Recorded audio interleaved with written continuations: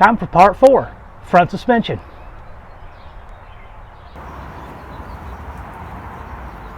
Well, we have all the suspension and steering out of the 73 Dart Sport, and it was quite a job.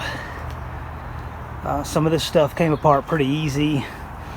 Some of it required a good bit of force, like these upper control arms.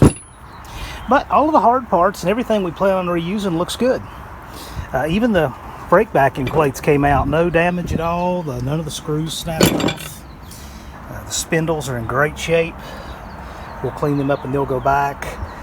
Strut rods are good and straight. We'll need to put new bushings on there, but again, all the parts we're going to reuse are in good shape. The shocks are completely dead, which for a drag application is not a bad thing.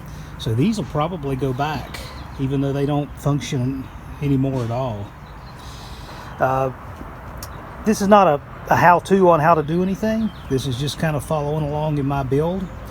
But if you guys do decide you want to take apart a front suspension, I've got a certain order that works well for me, may work well for you.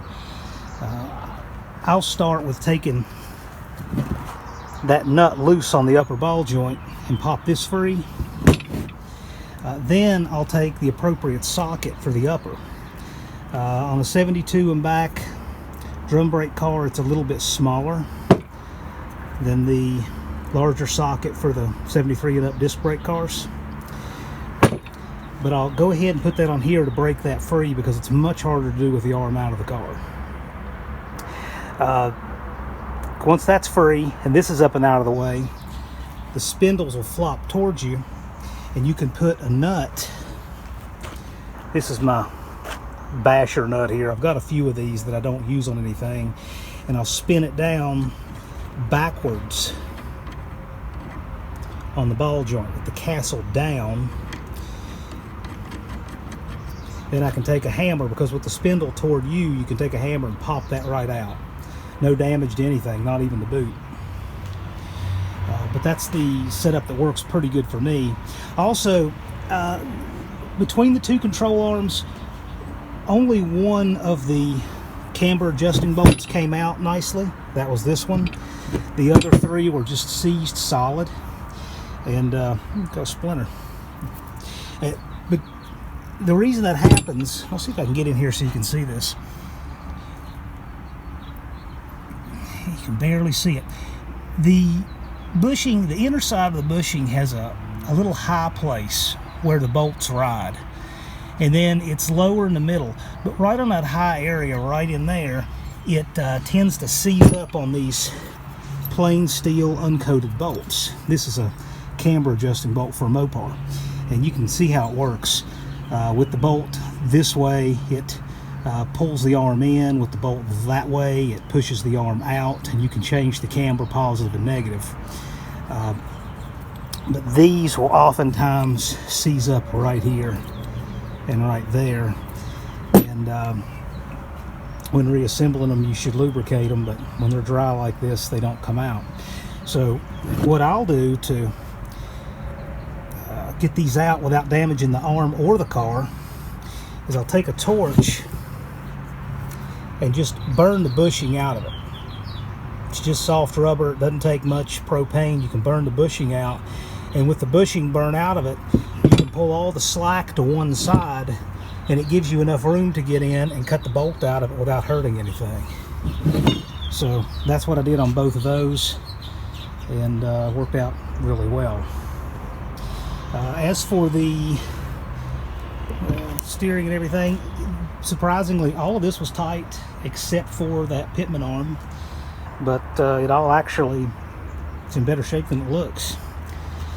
You can, I don't know how much of this is going to be able to see, but you can feel the slack. That joint is worn out, so we will put a pitman arm on it. Ironically, that's the only thing that a kit doesn't come with, is the pitman arm, so go figure. The steering box is in great shape. It's not worn out at all. I used my $9 pitman arm puller from the pawn shop. Worked like a charm. But that box is the right box. It's an aluminum manual. We'll definitely reuse it. The torsion bars, even though they're in really good shape, we want to use a different bar for this build. We'll talk about it next. But when you're evaluating things, you want to make sure they're still straight. When they get all worn out, they can get a bow in them. Easy way to check that is have two stacked next to each other. If you rotate it a flat and this gap in the middle doesn't change,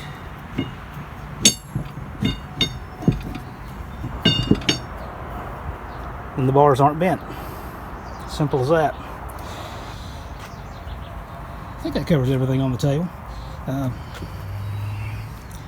Good thing they sell these in kits because that bolt is gone. But anyway, better tearing up an arm or tearing up the mounting points on the body.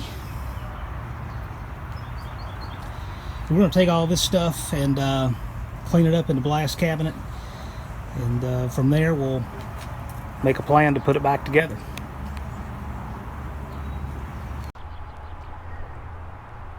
Yesterday, after I did the tabletop video with all the parts that we took out of the Dart Sport, I hauled everything over to a friend of mine's blast cabinet.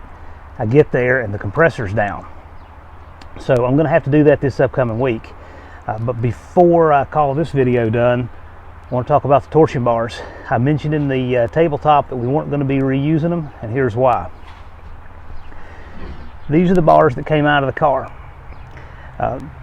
The bars were offered in different spring rates, and the way you know the spring rate for any given length, A bodies are 35.7, B and E body is 41, C body took a longer bar still. But within a given length, there's all different sizes.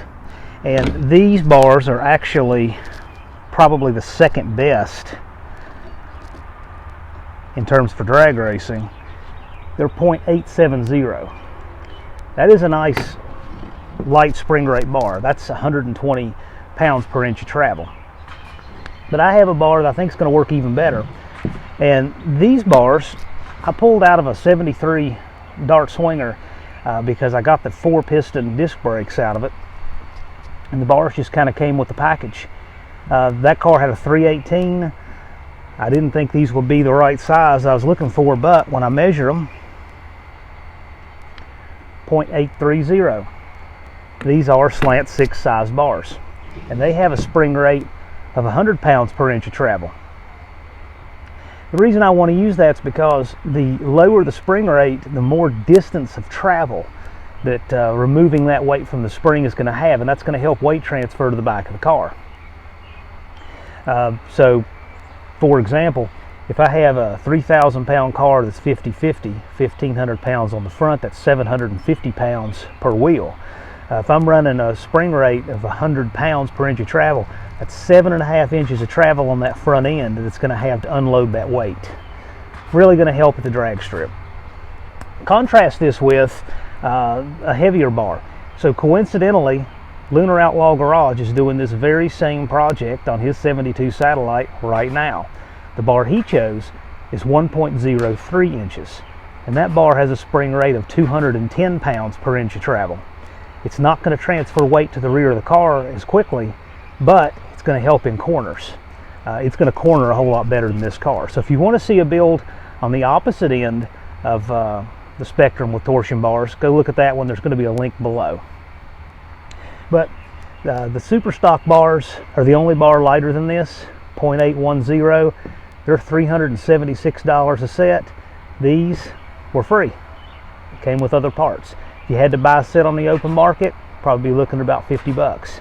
But it's a worthwhile thing to do. Every little bit helps. And that's it for part 4. I'm going to get to cleaning parts next week and doing some bushings, and that'll be part 5.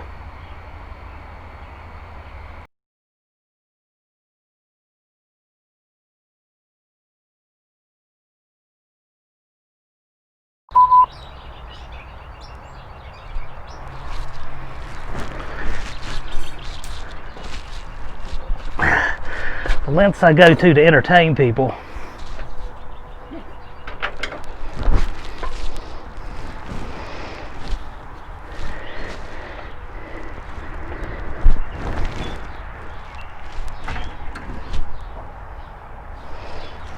Not often you get your shirt tail caught on the throttle cable. All right, close me up.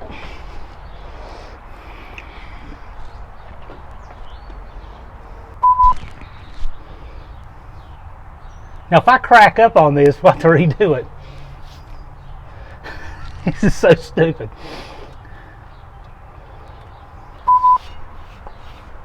Is that it? All right, take a look at it.